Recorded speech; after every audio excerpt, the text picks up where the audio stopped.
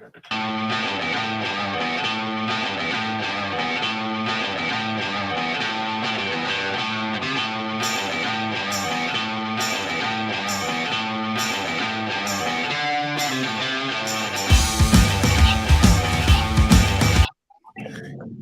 morning, ladies and gentlemen. Welcome. Finally, Cheap Seat Booking has returned. Sitting with me today, I have from Philadelphia, Alex returning. I have sitting in Las Vegas, but normally from Chicago, we have Jamal. And from just up the road in Chilliwack, BC, we have Chris. What's going on, gentlemen? How's everybody feeling today? Good, man. Good. Never better, bud. Doing good. Never better. All right, let's get right into it because I got a rant, and people that have asked me about this thing lately have gotten an earful. The new WWE World Champion. I'm going to give anybody that doesn't want to know 2 seconds to hit skip forward. Seth Rollins has the second ugliest belt in WWE history. First off, how do you guys feel about this new title? Let's start with Chris here in BC. I honestly if we're just talking about the design of the belt, I don't like it. I think they just could have gone back to big gold. It would have been a lot more.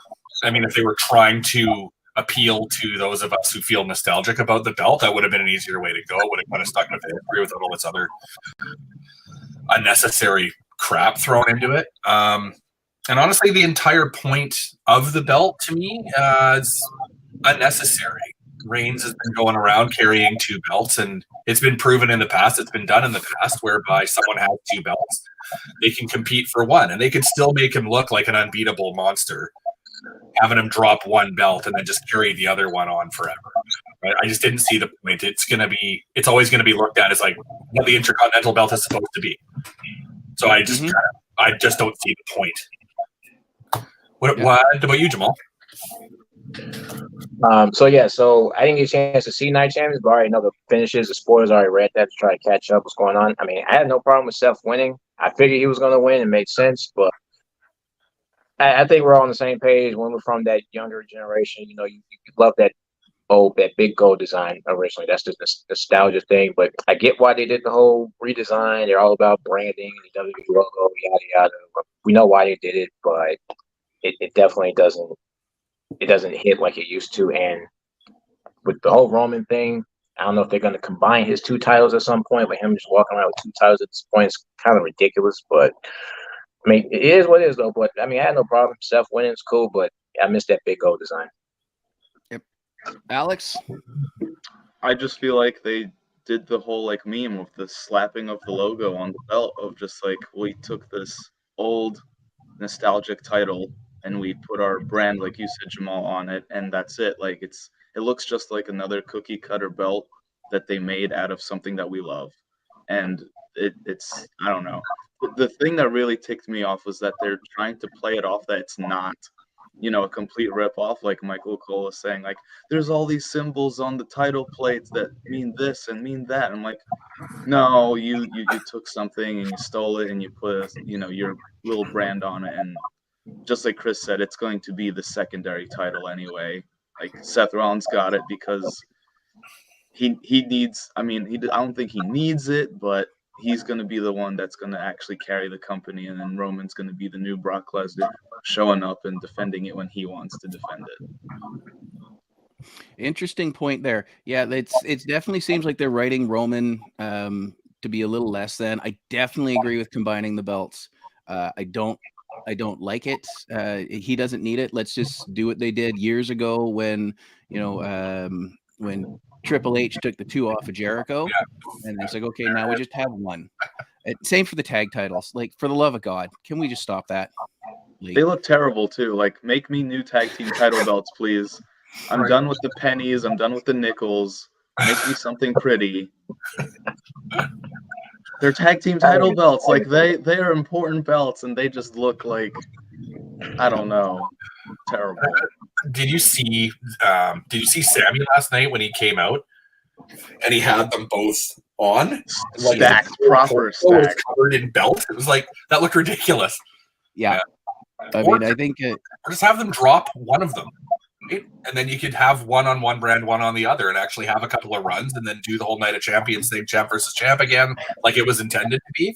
That would be fantastic. But one team walking around with both sets of belts is just, it defeats the whole purpose of having two. I think it's time to just unify some of these. We have enough titles. To me, we have enough titles. Probably too many, because as it was said, it's gonna this new world title is going to be the 1A belt. But in honesty, it just pushes everybody else down the podium a little bit further. I mean, Gunter is doing a great job with the IC title, and now he seems like he's just further down the card, right? I'm not saying we need a comedy belt like the 24/7, because that was just painful. But there's definitely a call for better storylines with the champions too. Every title should be able to close a show. If you have a title belt on somebody that can't close your show, you're screwing yourself over, right? Like, Seth was the right guy for this. I'm a bigger AJ fan. I was really hoping for AJ. I was really hoping in the beginning Finn might get in there.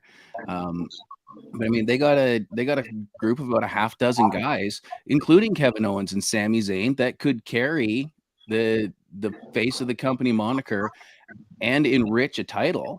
I mean, Seth's not a poor choice. I find his personality obnoxious as hell. In the ring, bell to bell, the man can go. Oh yeah, right? It's fantastic. Absolutely, yeah. I was pulling for AJ too, though. I was. Yeah. I love AJ, but AJ's on SmackDown, so that's why I figured like Seth's gonna win. So. Yeah, I agreed. I mean, that's one of those things you have to look at, right? If you're holding the title and you unify them, let's just switch shows.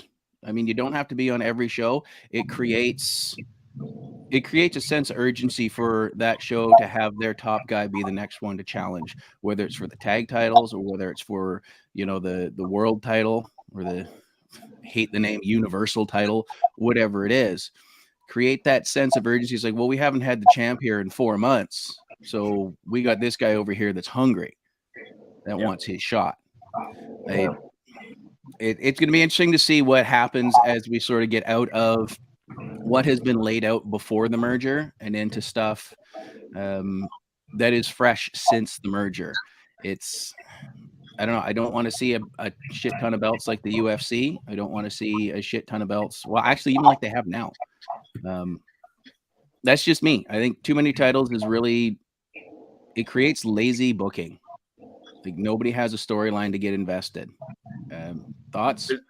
I mean, I think there's too much. Not that I don't want anyone to lose their jobs or anything, but there's too much talent to cover all of it. And I saw somewhere where, like, I think Hunter was going to be doing some spring cleaning or whatever with the merger, because I think they had some kind of cap issue and they had to get rid of some people. So maybe with less, chefs in the kitchen as far as talent goes, maybe they'll have more time to focus in on people, because there'll be less people in the whole company to worry about. And maybe that's when everything will kind of iron itself out with, we don't have 300 superstars anymore. Mm-hmm.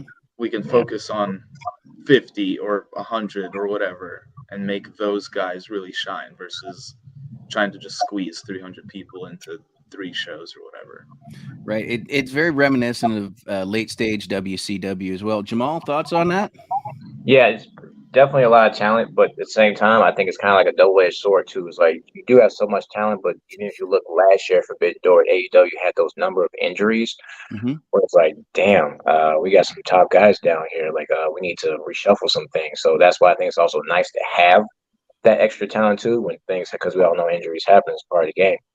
But it's a lot of titles going around in WWE, but I just hope that if you're gonna do the draft, just do the draft. Keep it separate.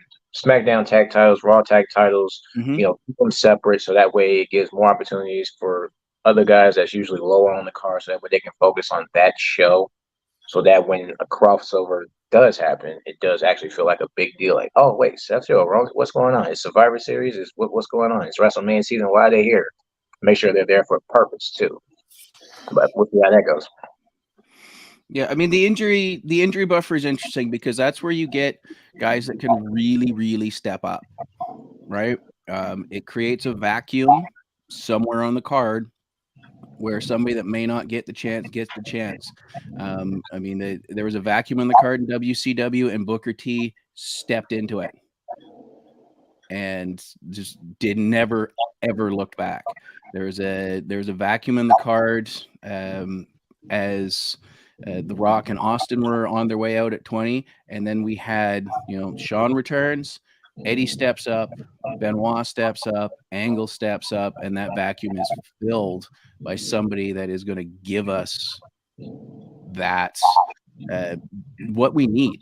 I mean, those guys all came in and gave us badass wrestling matches. They didn't give us the personality, but we had some badass wrestling matches. Chris, thoughts? Just sort of circling back to your comparison about the end of WCW. Yeah, it could feel like that, but they in WWE, they've got 3 independent shows, right? So we got a lot of people. I agree. We do have a bloated roster. If you continually cross people over and blend belts together, and you have Reigns on every show, or at least Bloodline on every show, and all that stuff, right? But you've got NXT, you've got SmackDown, you've got Raw. So I don't feel like really that the roster is too big as long as they're not doubling people up. If you kept everybody, like Jamal said, if you kept everybody to their brand, and then made it like Survivor Series, it would be so cool if that was the one time a year that you saw that, or I guess champ versus champ, some crossover. But for the rest of the year, you leave everybody separate. Then I don't think then you've got your independent show, your independent storylines, your builds, your payoffs, and then you've also got if like the main guy on Raw gets hurt, then you pull up a mid card guy from up at NXT or like a high card from NXT, and it feels special. Now with everyone, like what was but Heyman showed up there the other day. He just had a little visitor tag on his phone that said that he could be at Raw. Like that was a good little detail. And you have a really good point about using NXT. And I think that's a proven point from when they I think it was the Raw crew got stuck in Europe because of that volcano explosion 5 years ago. And so both shows were then suddenly invaded by the NXT roster, right? We had the Undisputed Era called up. We had Gargano and Ciampa on there, and they filled in wonderfully, and the crowd loved it. So, I mean, that's a really good point about using that developmental system. I'm not going to lie to you. I've kind of been turned off of NXT 2.0. Me too. Yeah, Braun Breaker is a highlight, but some of the stuff going on down there, it reminds me of the WWE, and I know you guys are probably a little young for this, in like 93. Like it's clowns and garbage men and hockey players. And it's just it's too cartoony. It's and it's wrong because I didn't even know NXT had a show tonight. No. Yeah, I didn't either until yesterday. The nerve of them. I saw that. I'm like, that's crazy. Like, really? Y'all being crazy right now. You knew that they were going to, though, Jamal. They always do this. They're like, oh, AEW's got a show. Cool. What can we do in like 3 weeks to just make it a show? So nobody watches it. They do it every time. At the beginning, there was a bit of competition. It made it interesting, right? Like, wait, I don't know. Like when NXT was on that whole black and gold run, I mean, it was awesome. It was appointment TV. Yeah. Now, I didn't know that they had a show until Matt just said it. Like, because I'm so switched out, I don't care. Yeah, I mean, I didn't know until Night of Champions as I was fast forwarding through commercials. But let's break that down for a second. So for decades, WWE played nice on Sunday nights. They wouldn't jump on a TNA night. They wouldn't jump on a WCW night. They would alternate. Now AEW comes along. TK goes, we're going to go Saturdays. Okay, that great. Was awesome. Saturday night pay-per-views are the best. Yeah. Right. Especially for you guys on the East Coast, because if you're going to a show, and if you have, especially if you have kids, it's hard to go, let's go to a wrestling show that starts at 8:00 on a school night. Right. Like that's a little bit detrimental, but that's where WWE lived. AEW comes along, they're on Saturdays. Well, the WWE being the WWE, and I blame one person in particular because he pulled the same shit with Crockett back in the day, and decided, well, we're going to move to Saturdays now. Why? because We're he gonna saw the run. numbers. He saw the numbers. Like, honestly, it'd be like you said, it's so much easier to watch a Saturday show. I imagine so many people tuned into that Saturday night show because you could sleep it off Sunday morning. Like, these AEW shows are going to end at like midnight for us here on the East. And if we didn't have Memorial Day Monday off, that would have been a rough Monday morning to come back into the office for. But Saturday night, I can go all night on Saturday night. Let's go. Yeah. So the Yeah. numbers, man. I think the numbers. Yeah, we don't have the problem out here because it starts at 5 and it's fucking lovely. That is one of the trade-offs we get for not having as many shows. But I mean, that's fine. If you want to run on Saturday, that's fine. But why do you have to jump all over the same weekend? You played nice with Ted Turner. You never interfered in TNA. I mean, granted, TNA has a few peak years where they might have, but why does it have to be this weekend? Why can't it be next weekend? Why can't it be last weekend? I don't understand the need for competition in this manner. Well, for the TV market, you're right. But you've also got the whole, but now you've got the WrestleCon era, right? It's become such big business for smaller promotions to have shows on the same weekend because they know they're going to sell them out because the city, where whatever it might be, is packed with wrestling fans. And now, I don't know, like maybe it's the inception and more like larger, broader use of social media. People are meeting up more. They can arrange things more readily. And I mean, you guys have been to a lot more shows than I have, I'm sure. So are you finding that for the last number of years that those weekends are crazier in terms of content? Because it seems to me from afar looking at it, like every promotion's got stuff going on in town that weekend. Plus there's WrestleCons, there's signings, there's all sorts of crazy stuff. I think this weekend, particularly like right now, I saw so many shows, so many promotions, so many conventions. Like everything had, May 27th stamped on it or whatever. I'm like, everything is happening this weekend for some reason. Whether it's in Vegas, whether it's not in Vegas, it could be a Philly show or it could be a Florida show. Something somewhere is happening. And it is insane. Like it used to just be, oh, it's Sunday. There's one show on. Cool. And then AEW came along. Cool, it's on Saturday. And then on Sunday we'd have, the NXT show or some kind of WWE minor show or something happen. Even when it was like an NXT show in the afternoon for us, like it would be a 1 to 4 or whatever over here, an NXT show. Then you get to chill out from 4 to 7, and then AEW happens at 7. That was a cool day. Now it's like there's 2 shows on at 8. I literally didn't even know about the second one until yesterday. So I'm definitely not watching it. So if they do want to compete like this, they need to market it better because I think a lot of us know a lot of wrestling knowledge and we didn't even hear about, this giant Sunday show that's supposed to take us away from Double or Nothing somehow. Right. They're not trying hard enough if that's what they're trying to do there. Yeah. Now, Jamal, you're kind of at an event right now, and you were saying earlier before we got on air, there's not a whole lot happening around that this afternoon. You're meeting up with buddies. Now you went to Mania this year, did you not? Yes, I did. You did. So, how was that? What was everybody and their dog seems to show up for Mania and run a small show. Did you check out a bunch of that? Did you see a bunch of that? How was that? Yeah. So for me, so it was my first WrestleMania, so I knew I wanted to get that out of the bag for sure. Because a few years ago when they announced LA, I told myself that's the one, LA. That's the one I'm going to. Because some people, oh, you don't want to go to Texas? Like, why would I want to go to Texas? I can go to LA. Like, that doesn't make sense. But yeah, so I went there. I did Wale Mania, which was fun.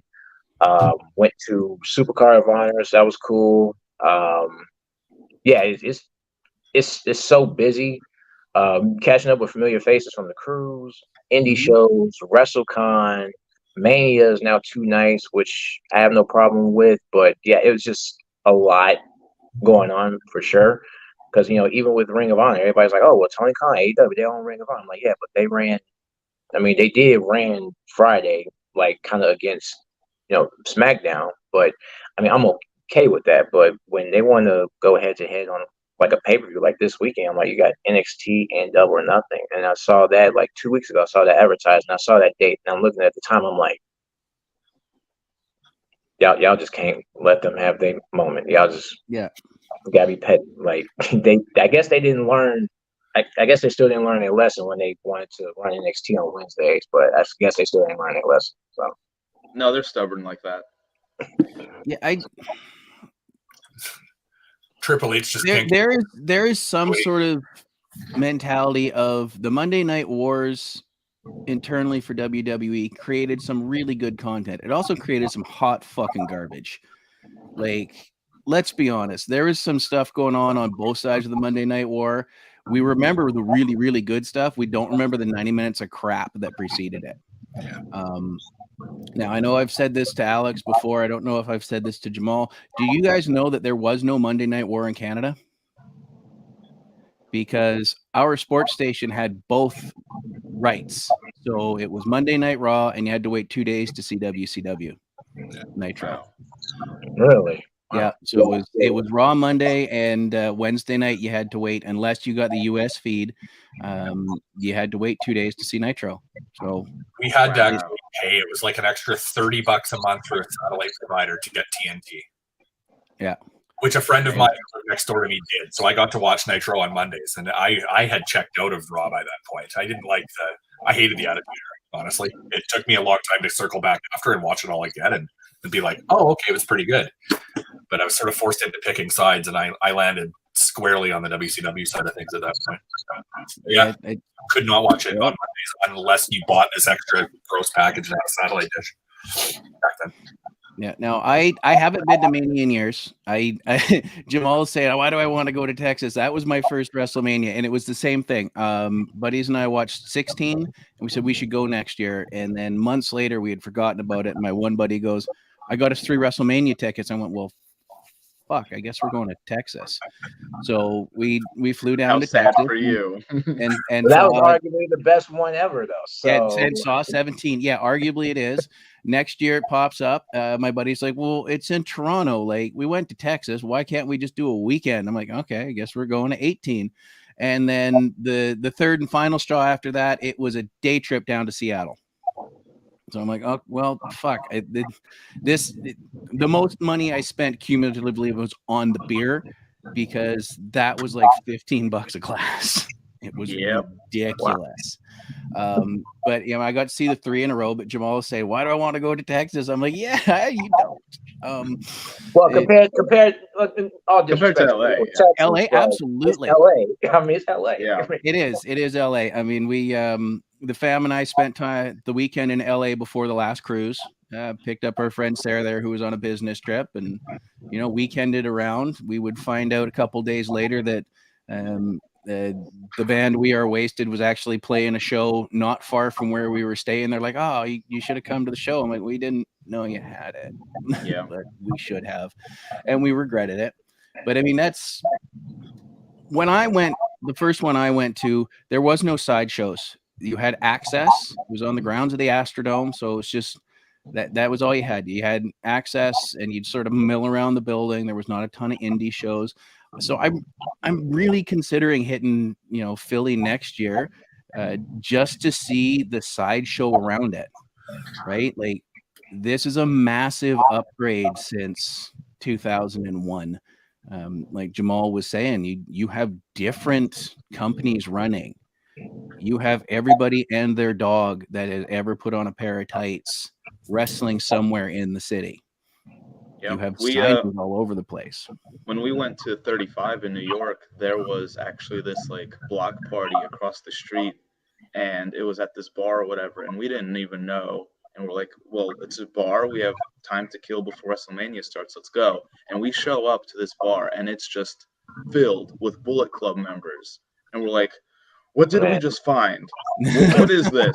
We don't know. So we ended up like, just jumping into some like interview and Jay White was having, and like JTG and Shad were there, and just all these Bullet Club members just walking around and drinking beers and whatever. And we're like, but it's WrestleMania. WrestleMania starts in like 3 hours. What is Bullet Club doing across the street at this bar right now. Like, it's so wild. And Looking for a cease and desist, clearly. I feel like that's something that AEW should try and find a way to do. Like Jamal said, there's nothing happening for Double or Nothing. Why? Why does Jamal have nothing to do right now? They have fan fest and stuff. I didn't get a chance to go there, so because I flew in later that day. So, okay. But they do stuff like that, and they have a few indie shows. Some people might show up, and so. But yeah, it's a huge upgrade, man. I mean, it's literally a nonstop WrestleMania nonstop weekend. It just doesn't end. You're constantly moving, going somewhere. It's not really downtime at all. That sounds a lot like the cruise. Pretty much. Yeah. But 2 days instead of 4. And you know what? Pack it all in. I mean, I'm not gonna lie to you. That cruise, I need a nap like real bad after I get off that boat. Every year, I'm just like, I need another 3 days off before I go back to work. This was ridiculous, because it is nonstop, and that really intrigues me as to be in there. AEW did have a nice little thing going with what was it, Starcast, Conrad Thompson's deal. That sounded cool. I wanted to go to one of those. It was fun. It was fun. Yeah, you been to one? Yeah, for the first Double or Nothing, they did Starcast too. Oh, excellent. So what was that like? Like, I'm a big fan of Conrad, period, and what he has built over there. I was really bummed out when he skipped the cruise that one year. Oh, so was I. Because I think he's hysterical, especially when you team him with Shivani. But he has come out of nowhere and really created a little empire for himself, including one of the better known. Like, Starcast is, from everything I've heard, fantastic. So what did you have experience there? So they have meet and greets with a lot of people. They have like podcast shows. I got a chance to meet Lita, RVD, Bret Hart for the first time, which was really cool for me. Originally, Undertaker was supposed to be there, but we pulled the plug on that one. Right. That story. I was pissed. So pissed. I almost bought my ticket. I was like, fuck. But I met Undertaker a few years later at C2E2, so that was really cool because to me, if there's not one person I respect more in this business than Undertaker, that's for me. So, but yeah, that was a really cool moment for me. Yeah, there you go. Yeah, absolutely. And I agree. I don't get the opportunity. We just don't have that sort of thing up here. We don't get the fan fest stuff as often. So we don't get the big shows. So that's one of the things I really love about the cruise is I can just turn around a corner, hop in an elevator, and I'm talking to Jake Hager or Ric Flair or somebody. Undertaker is one of those ones. I've been a fan of his, diehard fan of his, since the very first time he came out the curtain. It was a very rare treat that some friends of the family had ordered that Survivor Series pay-per-view, and he came out, and that was it for me. I was locked in as a fan. The second he came through the curtain, I went, what is this? And then he did his thing. Yeah. It's unfortunate that he is tied up where he's tied up, because the odds of being able to run into him in the Caribbean Sea somewhere are fairly low. But he is definitely on my list, right next to 1A Sting, and that's somebody that I am hoping one day he will get a paid vacation. For sure. But yeah, I don't know. People talk a lot about greatest of all time. I don't think how Undertaker couldn't be included in that conversation because, as far as great locker room leaders, you hear about Andre was in there doing his thing, but Andre is a bit of a bully and a bit of a dick, and I've never heard that out of the Undertaker. Universally respected. So how he can't be considered the greatest WWE superstar of all time because, he didn't have the adventures of Ric Flair or the attitude problem of Shawn Michaels, right? It's always being cool with people, sorting out problems, helping the younger guys along, and he just, I don't know, maybe he's like the Beatles. There's a theory that the Beatles are underrated because everybody's like, well, yeah, it's the Beatles. But when you sit down and you listen to him, you go, oh, it's the Beatles. Yep, that's exactly it. You right? Just nailed it. And I feel like maybe that's where Taker has sort of landed in his career. Yeah, I think that's fair to say though, because he's been such a constant for so many years. He's evolved his character, and I unfortunately have not had the privilege to see him actually wrestle in person. Unfortunately, I was in the arena when he went face to face with Roman on that Monday Night Raw. So the second I heard that gong, Oh, I legit got chills. I was like, "Fuck!" oh, I'm getting chills right now just thinking about it. Yeah. I saw some early stuff at house shows in Vancouver. I didn't really ever see the big dark gong entrance of Dead Man Undertaker.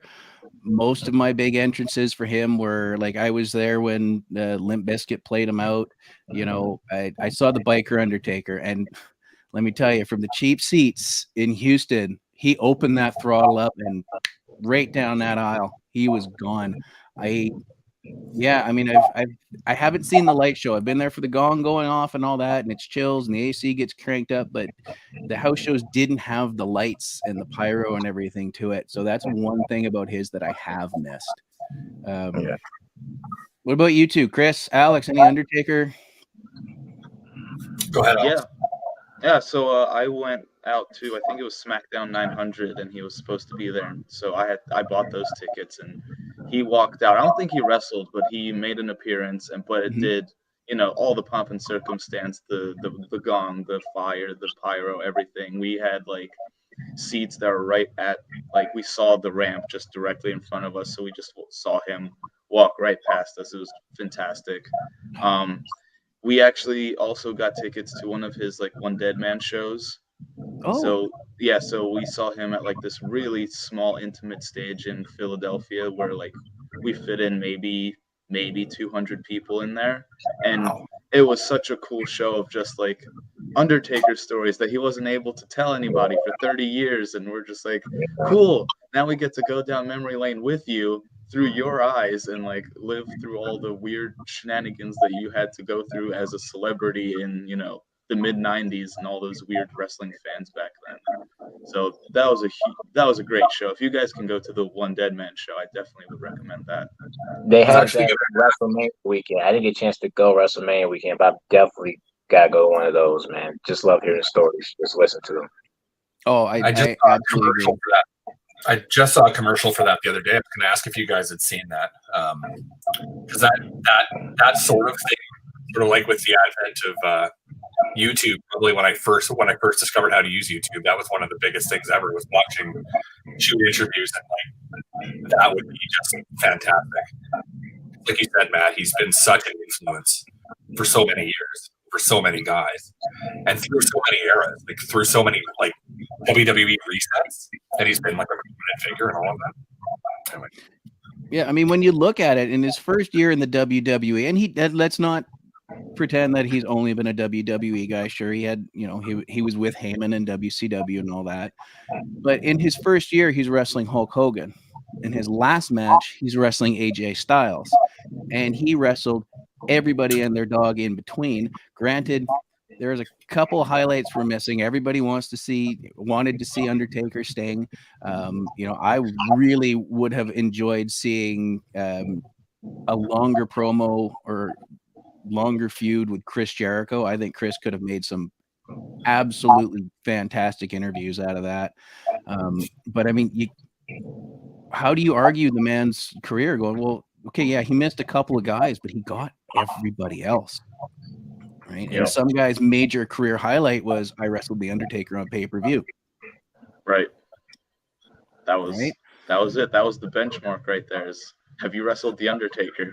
Did they trust you enough to put you in a match with The Undertaker? That was the bar right there. And, I can't imagine just being a fan and hearing that gong go off. I can't imagine being in that ring, having the gong go off, and then just waiting for the 3 to 7 minutes, however long it takes him to get down to the ring as everything's going off, going, oh, this is about to get fucking real. See, and you know it's real for us fans when guys like Austin be like, yo, I watched them come out. I forgot everything we were supposed to do in this match. Yeah. He's like, wow. Yeah, I mean, let's think about it. Like Jericho's second night in the company, it's like go out there and cut a promo on the Undertaker. Pardon what? Like, well, you did The Rock, so you next there. Next.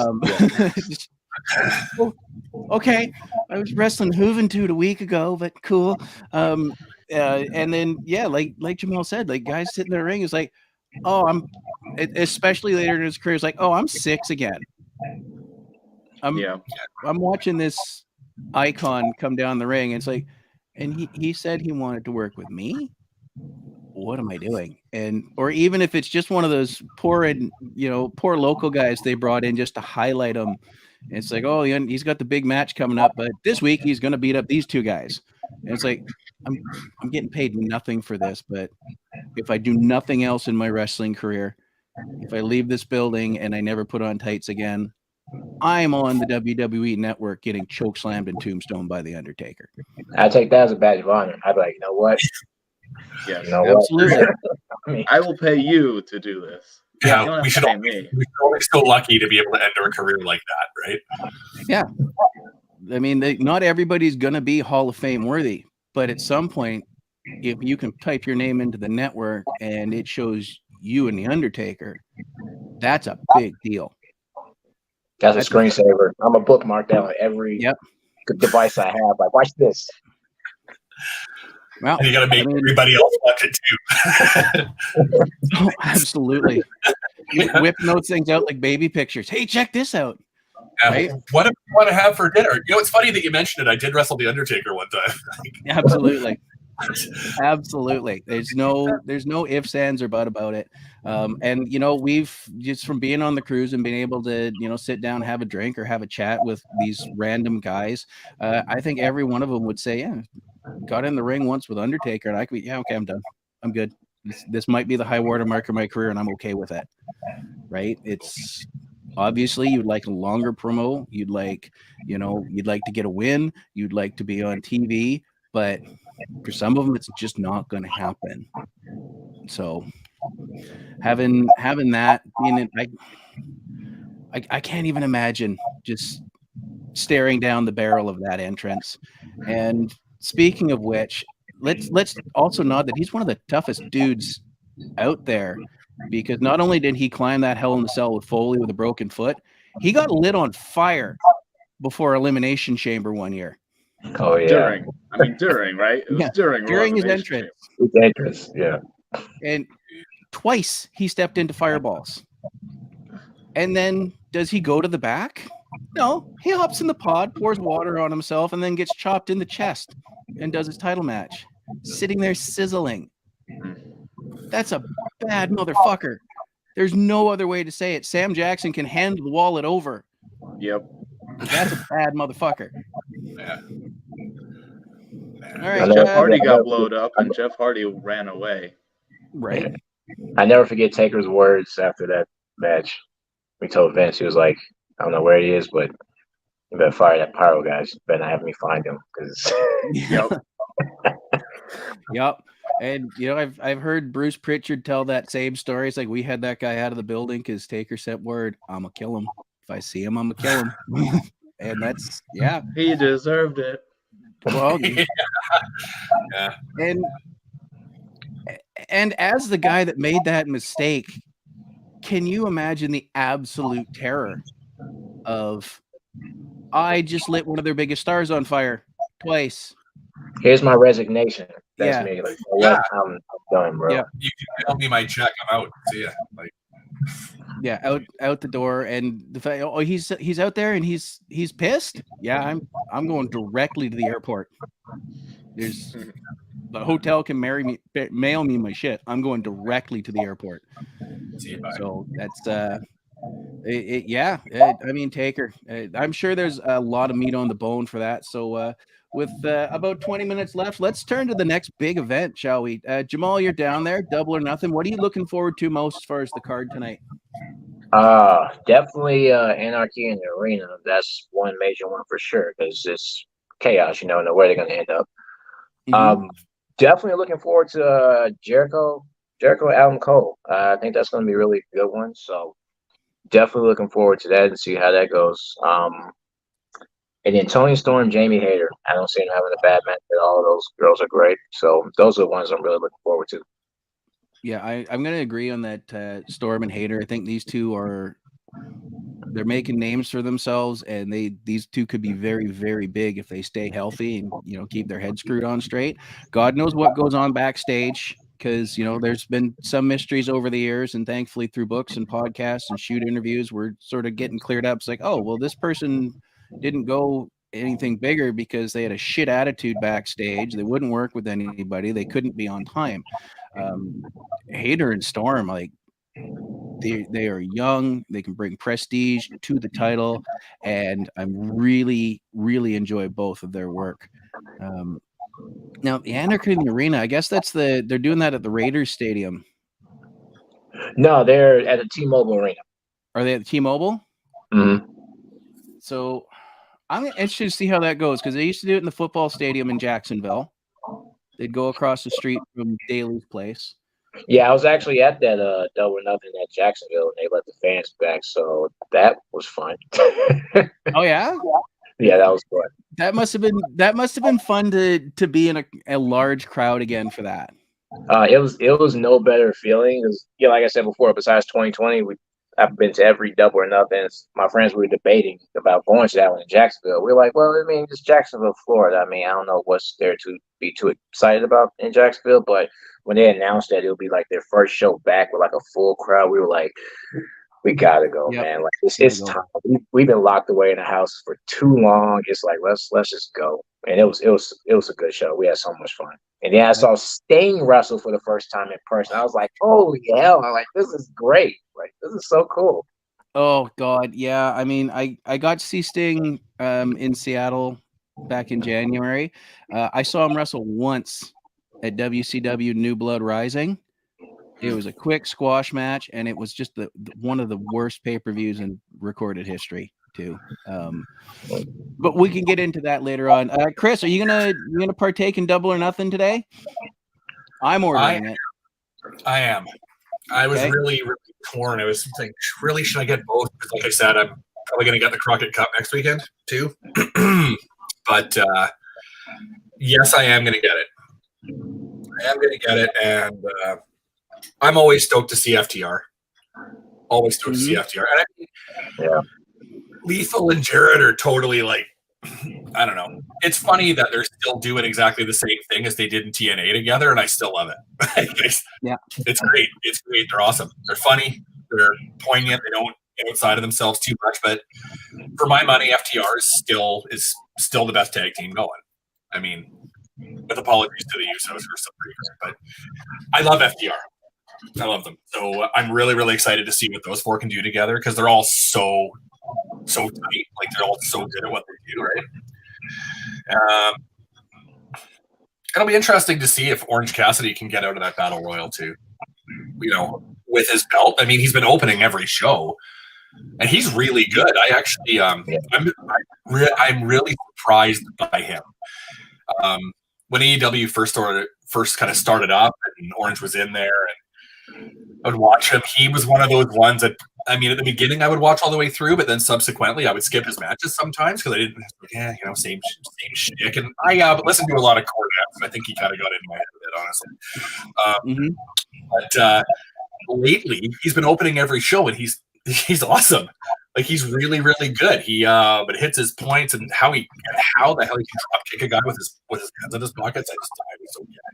That just blows me away every time. So it'll be interesting to see if he gets through it. And of course, I'm going to be going for Taya. I love Ty Valkyrie. I've always loved Ty Valkyrie. Taya is from my hometown. Mine too. So, we're born in the same place. Yeah, I've always had a big thing for Taya. I mean, Jade Cargill is like, she looks fantastic, right? Just not technically. I don't think she's quite as good as Taya, but I am really, really pulling for her to win it, because you always got to go for your Victoria Peak, right? We're in Chelsea. We got to represent the hometown, right? Right. I don't like Girlberg. She's I hadn't heard that before. Sorry, that's funny.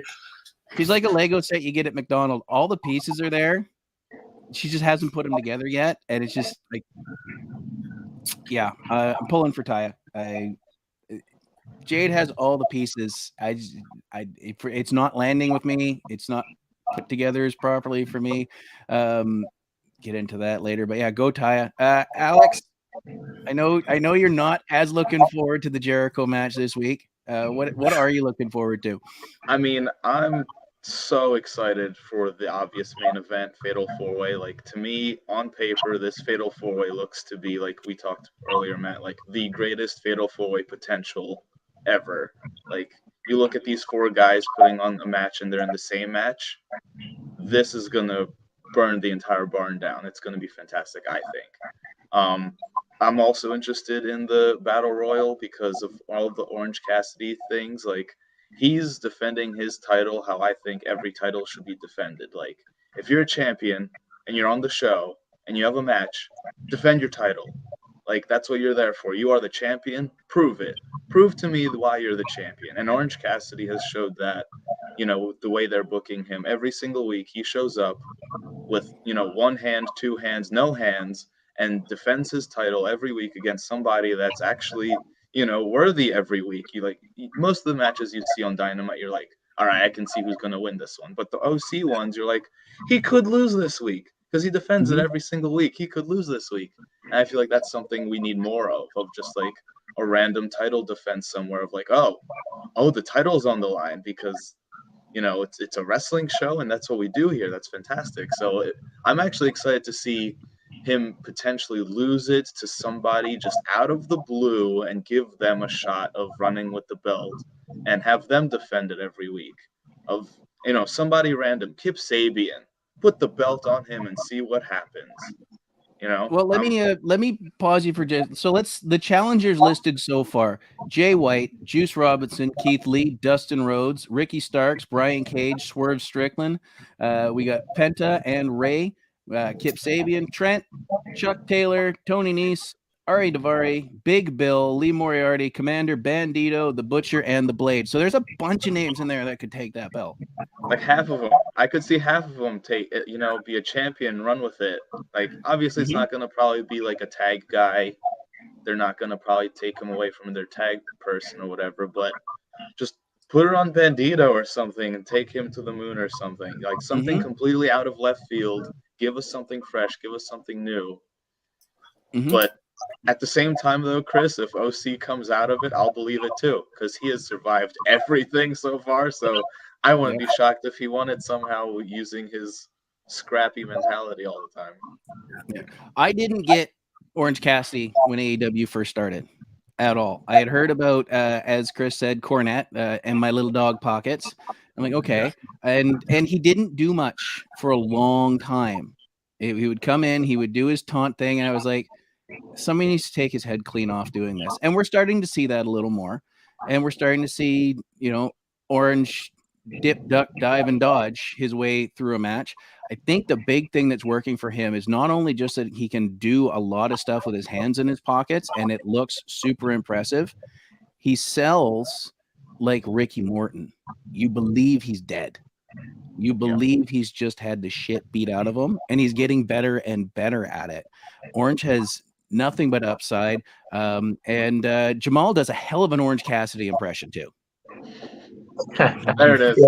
Yeah. Similar to you, Matt. Like when AEW first started, I didn't really know Orange Cassidy. Wasn't really too familiar with him because in the beginning they'll sprinkle him in here and there on Dark and stuff like that. But I think what really opens people's eyes was that match he had with Pac at that first Revolution, which I was there for that as well. And after that match, I was like,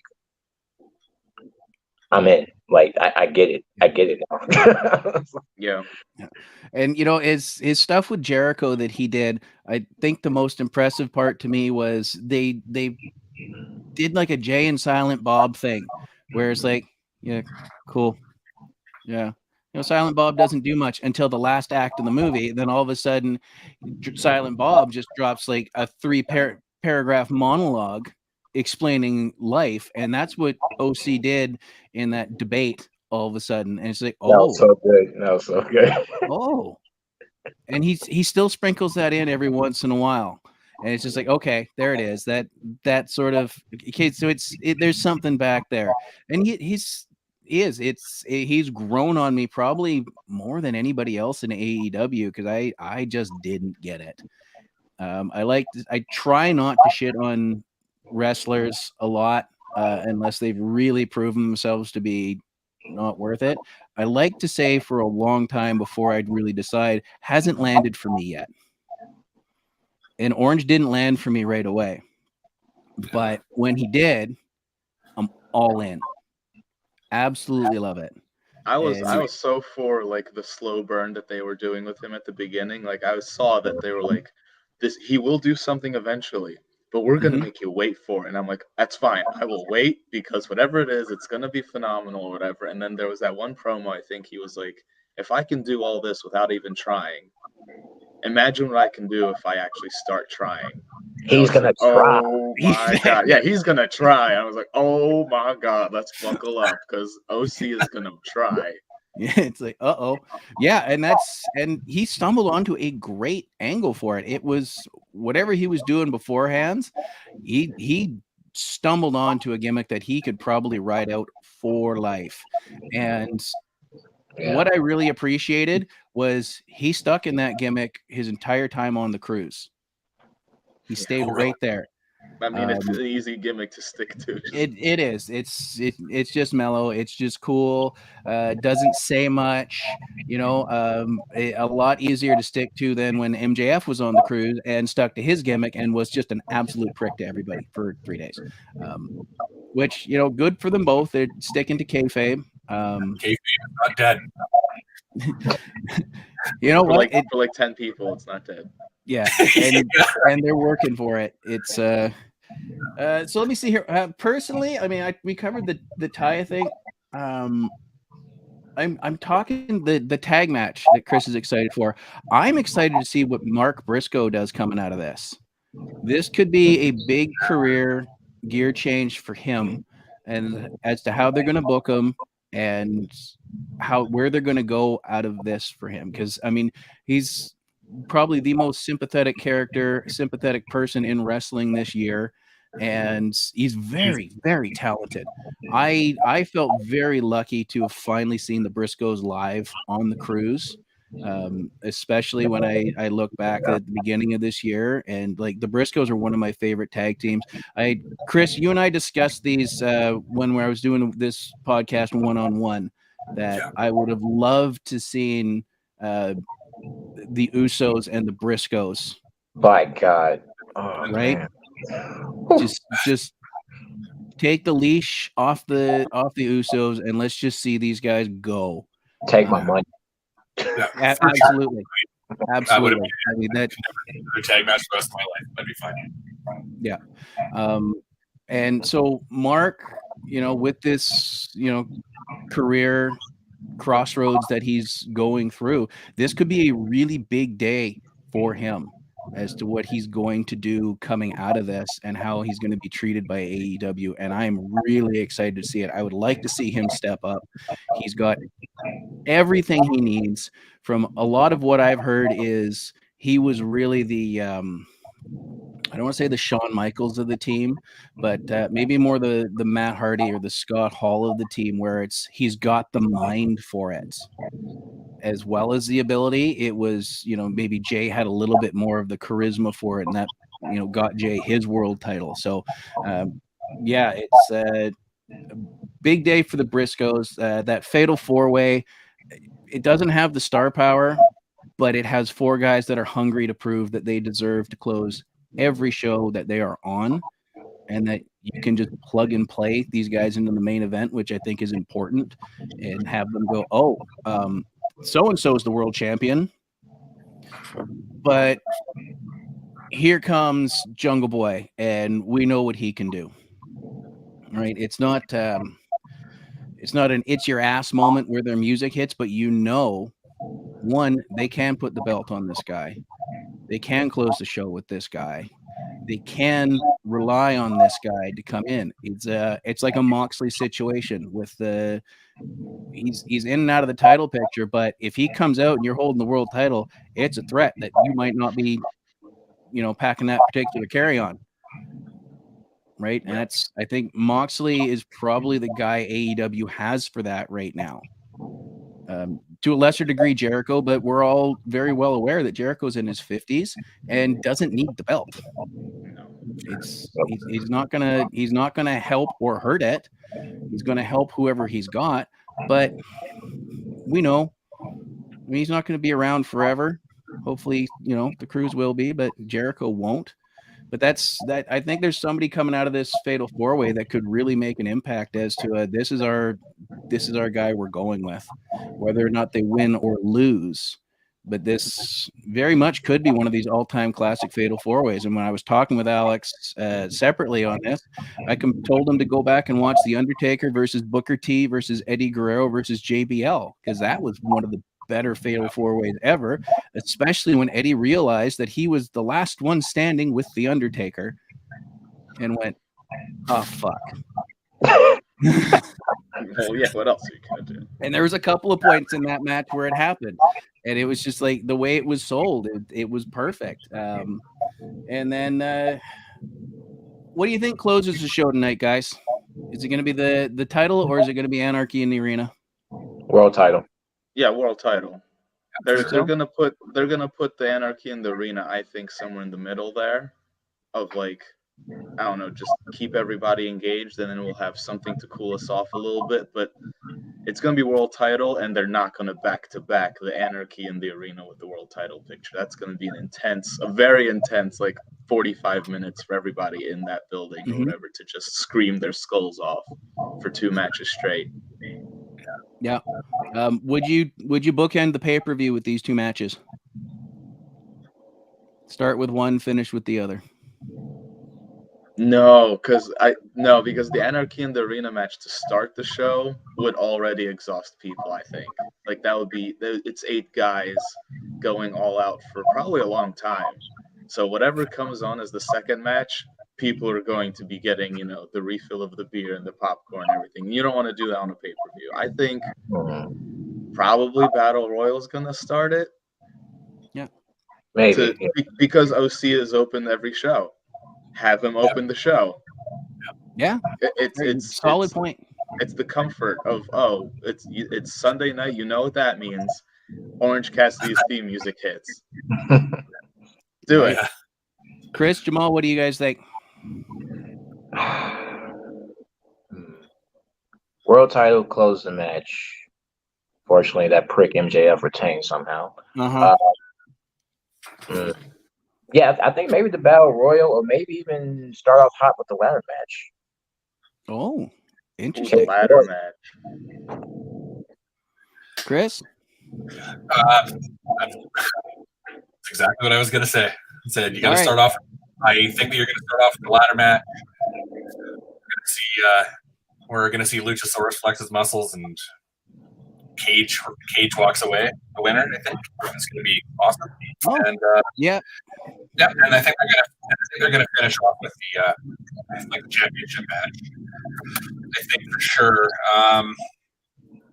I don't know, and then just back to the 4-way. Back to that 4-way match. I think for sure. I agree with you. I do think for sure that MJF is going to take it. And I'm going to say, I feel like there's really 3 guys. I agree with you guys. There's 3 guys that could finish off any pay-per-view. Jungle Boy doesn't do it for me at all. No. He's not landed for me. Like you say, Matt. He's just one guy. To me, he looks completely out of place to me there. But that's just me. See, for me, that's Darby Allin. I want him to be around, but I know he's got other stuff to do. To him, it's Wednesday night. I'm going to go wrestle, I feel. He's going to go skateboarding. He's going to go to Mount Everest, blah, blah, blah. That's not the guy you're going to put the world title on. But Jungle Boy, this is what he does. And for Sammy Guevara, this is what he does. I could see either of those guys win that today, as much as I don't want to see MJF retain. I'm going to keep the disbelief of MJF only has a 25% chance of winning. So it's going to get me through it. I like Darby so much, man. To me, I mean, yeah, he's the Daredevil. Daredevil, he does crazy stuff in his off time. He wants to climb Mount Everest, but I respect, like, no matter what he does, he sets his mind to it though. But to me, Darby, outside of MJF, Darby to me seems like the more over person compared to Jungle Boy and Sammy. I think he's got the kids, obviously. Mm-hmm. He tends to have the older crowd too, though, compared to the other two.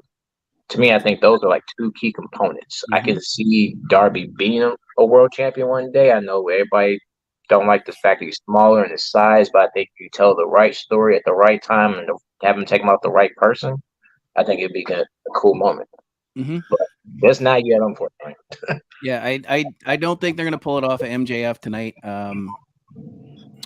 None of these guys are huge, right? Like they're all, yeah, they've all been on the boat. I think with the exception of MJF, who I had a brief interaction with, like these guys are all smaller than I am. Yeah. And the size doesn't matter. If you tell the right story, like Jamal was saying, size doesn't matter. Rey Mysterio proved it. The WCW Cruiserweights proved it. You go back and you look at old ECW with guys like Little Guido and Tajiri. Like the match quality is not indicative of your size. In fact, normally match quality falls if you're a bigger dude. Yep. Because it's just like Big Show and Mark Henry, massive dudes, did not put on good matches together. It was just two elephants smashing into each other. And, you know, Mark Henry's a big dude. So it's I don't know. I'm interested to see how it goes. I'm interested to see what happens. I think if MJM's dropping the title, it's going to be at Wembley. And just real quick, because we are getting a little close to the end of our time here. Big surprises for the Wembley Stadium. Two names have been kicked around a lot as speculated: CM Punk and Goldberg. Do you think either one of them shows up tonight to start the ball rolling on that? No, they're gonna keep CM Punk in his little bubble until Collision happens in Chicago, and Goldberg is, I don't know. I don't know about Goldberg, man. That's gonna be. No. I would prefer not on either one of them myself. Yeah, I mean, I was a Goldberg kid. But now I feel I fear for his safety and everyone else's safety. Like, just do your shows or whatever. I'll watch you on TV doing, you know, some other show or whatever. But no, please don't. Now, the moment Goldberg almost dropped Taker on his head, I was like, okay, this has to stop, please. Right. Yeah. This motherfucker needs to go. Which I take personally. Yeah. I mean, let's be honest. He threw that kick and he fucked Brett up permanently. Yeah. Permanently, like caused the stroke years later permanently. For me, Goldberg, there's a point when your squash matches need to end and you need to put on something good. When he couldn't pull that off after the DDP match at Halloween Havoc and just stuck to it, I was out. He's not a huge draw. CM Punk, I have been referring to as the deadbeat dad of professional wrestling, because when shit gets real and shit gets hard, he tends to go out for a pack of smokes, and we might see him, but it'll be 7 to 10 years later. And he is a very, very talented individual. He talks better than 90% of the guys out there and makes you believe it. To me, he knows how to sell things to you. So I don't know what I'm getting with him. I was speculative and I was not a hater, but I was not getting on board with his last run. And then years from now, when people start writing books, we'll figure out what Brawl Out actually happened. But I just put him on commentary for Collision or something. Yeah, I would want him as a commentator. Yeah, he was good. I could listen to him all day, but I can't watch him wrestle anymore. Jamal, you're a Chicago guy. Where do you land on Punk? I mean, at the end of the day, I mean, Chicago, we love Punk, and I got a lot of respect for the man. Did not appreciate what happened at Brawl Out, whatever happened. I think both sides act like children, regardless of who's fair about it. Both sides could have did a lot better. But I think he's a good person at heart for sure, but I think sometimes he can be his own worst enemy sometimes. But I mean, I respect the man, what he's done in the business, and if he comes back, great, I'm cool with it. If not, that's fine too. But we'll see what happens though. All I know is AEW signed Aussie Open. We got 2 down, 1 to go. Wembley Stadium. We need Will Ospreay, damn it. You know what? Yes, I let's love that. I'm go. getting chills with that. I got to spend an afternoon in the pool with Will on Cruise 3. So much fun. He's so he fun. was such a good, and he was blasted. A mutual friend of Alex and I was trying to get him to drink water, and he was doing it because she looks great in a bikini. Yeah, I mean, Will was such a fun dude, and I've been watching his matches since that, and like, yeah, absolutely. I think you got a huge point. Will Ospreay coming in there, Wembley Stadium, British guy, take that belt off of MJF. Yep. Yeah. Well, no, I think he can run it back with Kenny since Wrestle Kingdom. Oh, you know what? That's also a good point. Yeah, just the featured match, and yeah, absolutely tear that house down with Kenny, like Brett and Davey did back in the day, right? All right, gentlemen, thank you so much. We're just a hair over an hour. Thank you for bearing with me. Thank you for joining in on this. Thank you all for listening, and the few that have been in and out watching as well. Really appreciate it. I plan on bringing this back. I'm hoping for about 2 weeks. So if anybody wants to join us out there listening, just drop a line at the Facebook page for Cheap Seat Booking or at the Inn, and I will get a hold of that. If you gentlemen would like to come back, I would love to have all of you back again at some point. Play mix and match, get some different opinions, and see what's going on. For sure, man. It was a lot of fun. Have a good time, guys. Jamal, enjoy that show, buddy. Oh yeah, I'm getting ready to take off here in a minute though, man. So trying to see what everybody's and get ready for the show. So Let's go. Don't let us keep you. Get going.